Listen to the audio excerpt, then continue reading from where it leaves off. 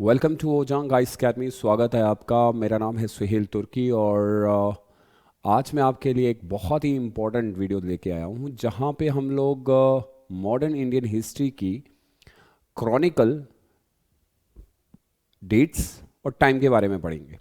बहुत बार ऐसा होता है कि हम लोग सब कुछ तो जानते हैं लेकिन डेट्स भूल जाती हैं। और चूंकि मैं अपने बच्चों से हमेशा कहता हूँ कि यूपीएससी आपसे कभी भी डेट्स के बारे में नहीं पूछता है, लेकिन अगर आप क्रॉनिकल ऑर्डर याद नहीं रखेंगे तो आपको चीज़ें बहुत डिफ़िकल्ट लगेंगी। सो आज मैं आपको एक वे बताऊंगा जहां पे आप प्रॉपरली जान पाएंगे कि किस तरीके से हमें कौन सी चीज़ों के ऊपर हमें याद रखना है और ऐसी कौन सी चीज़ें हैं जो बहुत इम्पॉर्टेंट हो जाती हैं। अगर आप इन डेट्स को याद रख पाए और आप एक माइंड मैप क्रिएट कर पाए तो मॉडर्न इंडियन हिस्ट्री का यह सफ़र आपका बहुत इजी हो जाएगा। मेरे बैकग्राउंड में आप देख रहे होंगे, तो इसको हम ये कह सकते हैं कि मॉडर्न हिस्ट्री इन पिक्चर और modern history dates and events. बहुत इंपॉर्टेंट होता है जब हम यूपीएससी की तैयारी कर रहे होते हैं कि कैसे चीज़ें याद रखें। आज आई होप कि मैं आपको इसके थ्रू बता पाऊंगा और कैसे रैपिडली याद रखनी है और ताकि एग्ज़ाम में जब हम प्री का एग्ज़ाम दे रहे हों और मेंस का भी एग्ज़ाम लिख रहे हों तो ये चीज़ें किस तरीके से हमें याद रहेंगी। तो चलिए शुरू करते हैं। बट बिफोर स्टार्ट करने से पहले अगर आपको कोई भी कोर्स ज्वाइन करना होगा मेरा तो नंबर दिया है, आप उस पर कॉल कर सकते हैं और जो भी जानकारी आपको चाहिए वहाँ से मिल जाएगी।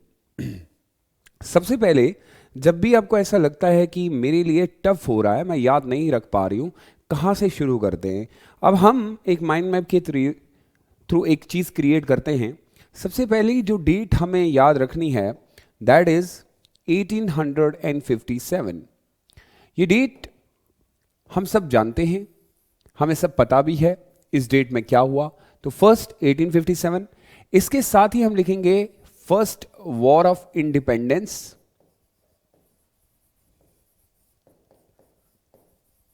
ये हो जाएगा, ठीक है। अब इसी के साथ अगर आप देखेंगे तो एक क्या चीज हमें देखने को मिली, एक रिवोल्ट देखने को मिला। और ये रिवोल्ट कौन सा रिवोल्ट कहलाएगा? सोशल भी था और पॉलिटिकल भी था। बात खत्म। क्योंकि क्रॉनिकल याद करने की कोशिश कर रहे हैं और इसी तरीके से चीजें आपके लिए इजी हो जाएंगी। इसके बाद सीधा आप 1885 पे आएंगे। यहां पे आप लिखेंगे फॉर्मेशन ऑफ कांग्रेस।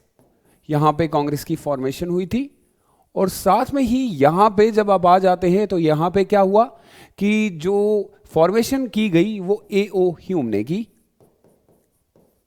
और साथ में ही आप याद रखिएगा क्योंकि लॉर्ड डिफरेंट उस समय यहां के वाइसराय थे।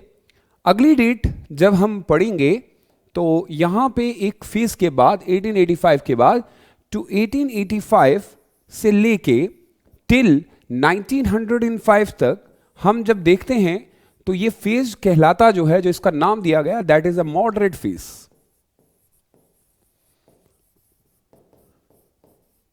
अब यहां ही से इसके सामने हम क्या याद रखेंगे कि यहां पे ज्यादातर किन लोगों ने डोमिनेंस किया है। तो यहां पे आपका नाम आ जाएगा सुरेंद्र नाथ बैनर्जी और साथ में ही एक और नाम आप रखेंगे दादा बाई नौरोजी। और उसके बाद अगली डेट 1905 से हम लेके चलते हैं टिल 1917 तक। इसमें हमें जो फेज देखने को मिला ये मिला एक्सट्रीमिस्ट फेज। और इस फेज का सबसे इंपॉर्टेंट डोमिनेंस जो रहा वो आप सब जानते होंगे। हम सिंपल वे में इसको लिखते हैं लाल, बाल एंड पाल। उसके बाद 1905 से जब हम आगे बढ़ते हैं तो इसी डेट में हम लोगों को 1905 की डेट में पार्टीशन ऑफ बंगाल देखने को मिलता है।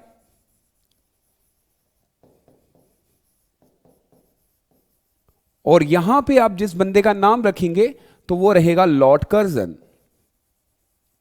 So this is just a Chronicle order. It does not mean कि सारी चीजें उसमें इंक्लूड हो जाएंगी, बट आप याद रख सकते हैं कि ऐसा क्या चल रहा था। ये डेट्स हो गई। इसके बाद फिर से हम 1905 टू 1908 तक, ये डेट बहुत इंपॉर्टेंट हो जाएगी कि एक मूवमेंट चली, that movement is known as a Swadeshi movement.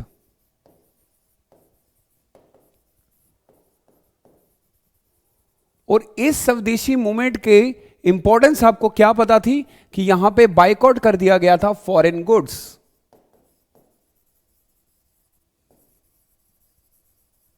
Clear? और उसके बाद 1906 फिर से डेट, यहां पे आपको मिलेगी फॉर्मेशन ऑफ मुस्लिम लीग।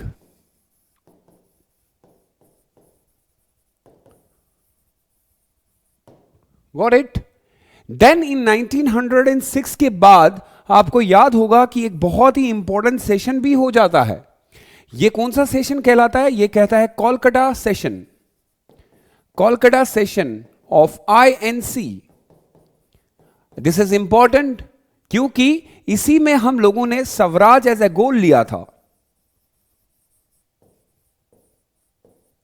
यहीं से शुरू हुआ था स्वराज का सफर। 1907 यहां पे हमें सूरत स्प्लिट देखने को मिला, यानी विभाजन देखने को मिला कांग्रेस के बीच में। और इसकी इंपॉर्टेंस यह है कि यहां पे एक क्वेश्चन था कि movement to the rest of India,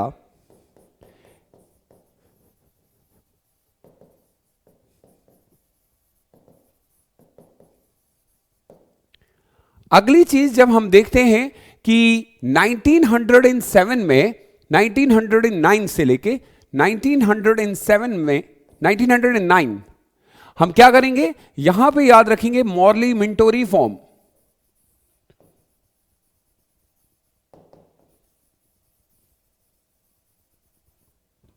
और मॉर्ली मिंटो रिफॉर्म के बारे में हम साथ जानते हैं कि यहां पे हमें मिला था सेपरेट इलेक्ट्रो, किसके लिए? Particularly for Muslims. इसी डेट के नीचे 1909 के बाद हमें पता है कि फ्रॉम 1915 एक गैप टू 1916 यहां पे एक मूवमेंट स्टार्ट की गई, and that movement is known age home rule movement.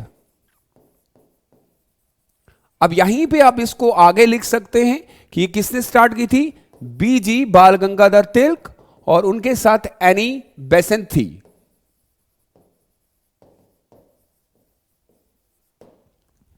उसके बाद 1906 में ही आपको एक बहुत ही इंपॉर्टेंट सेशन देखने को मिला, and that session is known as Lucknow session. और इस लखनऊ सेशन की इंपॉर्टेंस हमें कैसे पता चली कि यहां पे एक्सट्रीमिस्ट जो हैं वापस एडमिटेड इन कांग्रेस। ठीक है, यही 1916 फिर से हमारे लिए इंपॉर्टेंट बनती है क्योंकि यहां पे ही हमारा एक और होता है, that is called Lucknow pact. बहुत इंपॉर्टेंट है। और लखनऊ पैक्ट में हमने क्या किया था? It was pact between Congress and the Muslim league.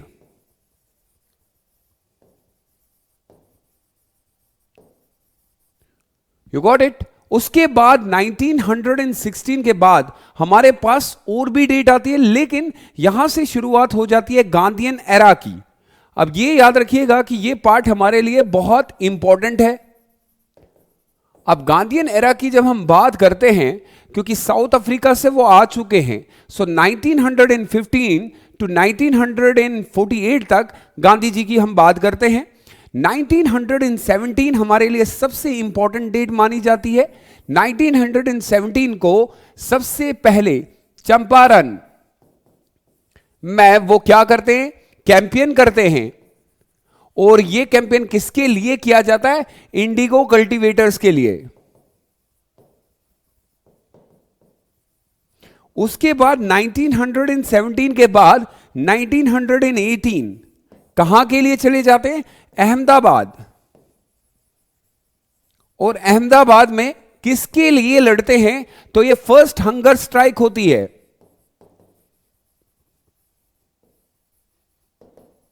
उसके बाद 1918 में ही आपको एक और डे याद रखना पड़ेगा, इसको हम खेड़ा कहते हैं। और खेड़ा में किस चीज के लिए किया जाता है? इसको हम कहते हैं first non cooperation movement. You got point? In 1919 date फिर से वैसे ही क्रॉनिकल आ रही है, 1919 रोलेट सत्याग्रह। और ये किस चीज के लिए किया गया था? Against Rowlatt Act and most important and Jallianwala Bagh. इसके बाद 1919 का समय, क्योंकि बहुत सारी चीजें हुई, फिर हम चलते हैं from 1920 to 1922। This is known as non cooperation movement. And this movement was particularly किस चीज के लिए की गई थी? कि हम बाइकआउट करते हैं हर चीज को। फिर 1924 इज ए इंपॉर्टेंट डे। क्यों? क्योंकि इसमें एक हमारा सेशन होता है और इस सेशन के दौरान ये डिसाइड किया जाता है, बेल्जियम सेशन, जिसमें Gandhi ji first time president बनते हैं, president of INC, first and the last time.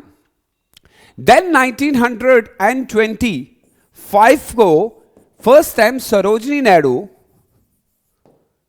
यहां की विमेन प्रेसिडेंट बनती है आईएनसी की। 1927, that's most important date, regarding Simon boycott के ऊपर बात की जाती है। 1928 Nehru report, and the most important is 1929 Lahore session, जिसमें सिविल डिसोबीडियंस मूवमेंट को क्लियर कर दिया जाता है और इसी में फर्स्ट इंडिपेंडेंस डे की बात की जाती है और इसके प्रेसिडेंट पीटी जवाहरलाल नेहरू होते हैं। Then again in 1930 to 34, that's important because यहां पे CDM स्टार्ट हो जाती है ऑन 12 मार्च। और सेम इन डेट में आपको यहीं पे मिलेगा कि यहां पे शुरू होती है डांडी मार्च और यहीं पे स्टार्ट हो जाता है आपका राउंड टेबल कॉन्फ्रेंस और यहीं पे होता है इसी बीच में Gandhi Irwin pact, round table conference. You got my point? और फिर 1935 में government of India act pass किया जाता है and then in 1937 you all know about world war की शुरुआत हो जाती है और उसके बाद आप सब जानते हैं कि सब लोग रिजाइन कर देते हैं and then in 1900, that's important date for the 1940 to 1941, what happened that individual satyagraha was started. Individual satyagraha was started and then in 1942 Gandhi started the Quit India movement.